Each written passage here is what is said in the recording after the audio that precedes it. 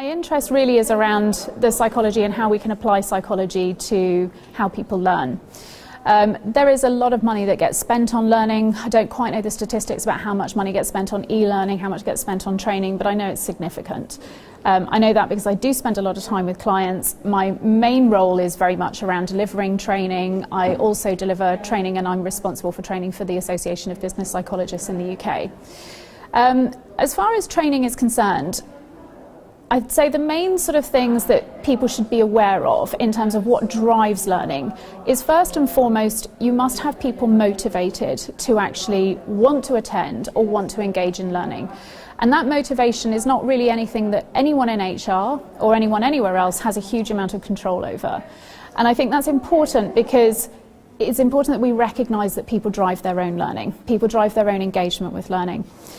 And there are things that we can do about that, but my aim really is now not really to spend time talking about how we can motivate people. It's to think about when people are actually engaging in a learning episode, what it is that we can do to make that episode more engaging.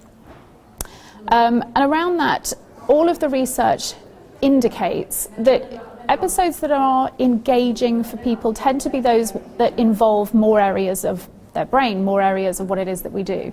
So if I give an example of riding a bike, for example, when you're riding a bike, you're thinking about problem solving, you're engaging your cerebellum, which is part of the brain that deals with muscle coordination, you're using your memory centers, you're thinking about pain centers, you're thinking about your emotional responses, whether or not you've fallen over and how you feel about that.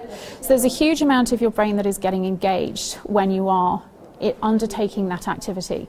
And it is because of that broad engagement in not just one part of our brain, but actually in a large amount of it. It's the synergy and it's the interaction which is what drives and is what is more likely to drive things like retention and recall.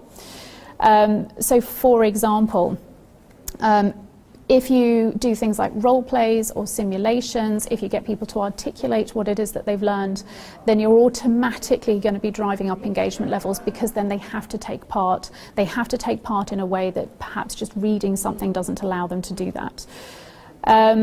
So skill development and focusing on trying to create learning experiences which are emotional, which have meaning for people, and which, as I say, engage people in more than one way, either visually, auditorially, those sorts of things, are really the sorts of things that will stick more long term.